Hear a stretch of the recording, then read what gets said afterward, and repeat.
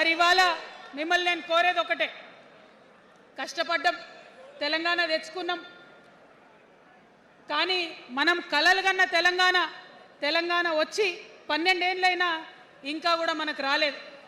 ఏమేం కలలతో తెలంగాణ తెచ్చుకున్నామో ఆ కలలన్నీ ఇంకా నిజం కాలేదు.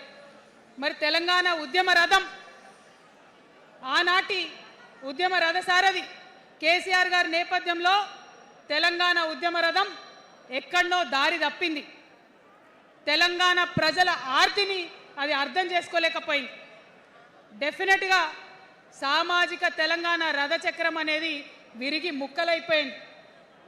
ఒక కొత్త రాష్ట్రం వచ్చిన తర్వాత ఏ తరహా అయితే పని జరగాలో, ఏ తరహా అయితే పనులు ప్రారంభించుకోవాలో అవి జరగలేదని చెప్పడానికి ఒకంత బాధపడతా ఉన్నాను.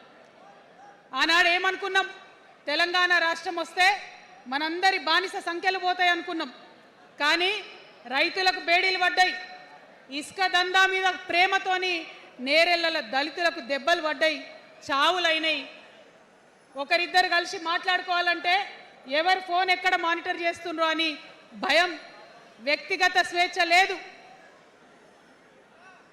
దారుణమైనటువంటి నిఘా నీడలో తెలంగాణ అంతా కూడా బతికింది. ఇది వాస్తవం.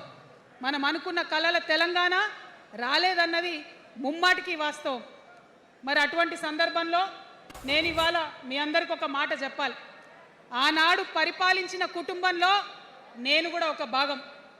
ఆనాడు పరిపాలించిన కుటుంబంలో ఒక భాగమైనందుకు కొన్ని విషయాలకు నేను సిగ్గుపడతా ఉన్నాను. తెలంగాణ ప్రజల్ని క్షమించమని కూడా కోరుతా ఉన్నాను. కానీ తెలంగాణ సాధించినందుకు మాత్రం చాలా గర్వపడుతున్నాను. నా జన్మ ధన్యమైందని చెప్పి భావిస్తూ ఉన్నాను. మరి అనేకమైనటువంటి తప్పులు జరిగినాయి, అనేకమైనటువంటి నేరాలు జరిగినాయి, అనుకున్నటువంటి తెలంగాణ సాధించుకోలేదు. మరి ఆ